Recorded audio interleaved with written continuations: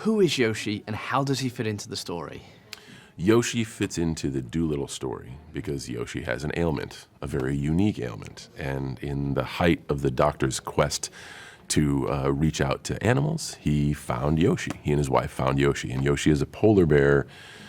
One would say Yoshi is a polar bear who's cold.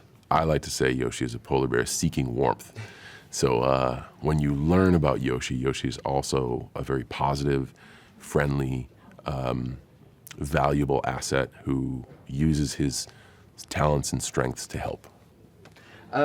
How does one go about voicing, at the very least, a polar bear? Is that something you have to get into a mindset for?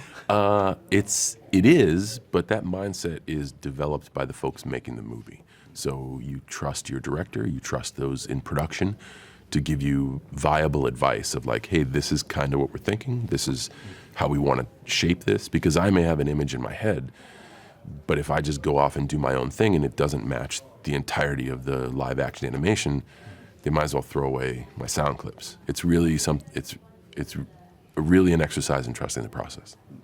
Obviously, I'm guessing what you got to see were images of what he would eventually sort of look like.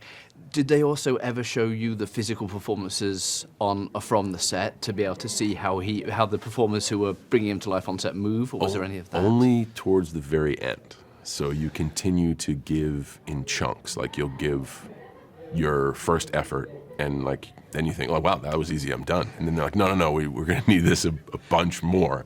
Yeah. But you continuously go back and it's almost like forever perfecting. You know, like you as the animation gets more and more locked and the visual effects get more and more locked, they need sometimes a different nuance or a different take, and sometimes you gotta do the whole stuff over again. Mm-hmm. But that's never a problem. It's not really difficult work, and it is pretty speedy, and it's cool to see the movie develop. You get to see every phase of it. Is it, though, in any way a challenge to come up with the comedy angle without a direct co-star to feed off of? Is that a particular sort of skill you have to develop? Not really. So it's just a specific skill. That's a great way to put it.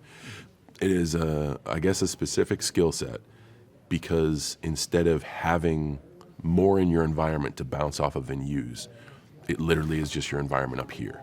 So I guess the skill set is being a little more imaginative than you're used to. What are you hoping people will take away from the movie? That's always a great question. What do I hope people take away? My answer is always the same. I want everyone that goes to see Dolittle to be entertained. And if they get a takeaway from seeing something after being entertained, that's really special. If they can identify with the family aspect of the film, or the perseverance, the ability to not give up, the character arcs that happen, like all those, there's really interesting takeaways in the film that I can watch and I can have. But if you as a ticket buyer, if I tell you what to take away, I'm curating your experience. First and foremost, just go watch Dolittle and be entertained. So final question, what was your own history with Dolittle? Had you ever read the books? Had you seen the earlier movies? I'm a Dolittle noob.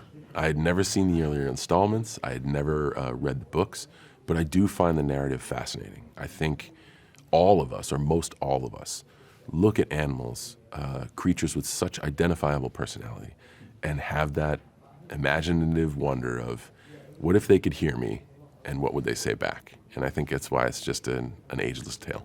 Hey, Lisa here. Now, goofs or mistakes are common in the making of all movies, and according to the Movie Mistakes website, the movies with the most goofs are Apocalypse Now with 390, Harry Potter and the Prisoner of Azkaban has 296, Harry Potter and the Chamber of Secrets has 289, Superman 4 The Quest for Peace has 267, and The Lord of the Rings The Fellowship of the Ring has 262. Now, do you like my t-shirt? You can get one for yourself in the link in the description.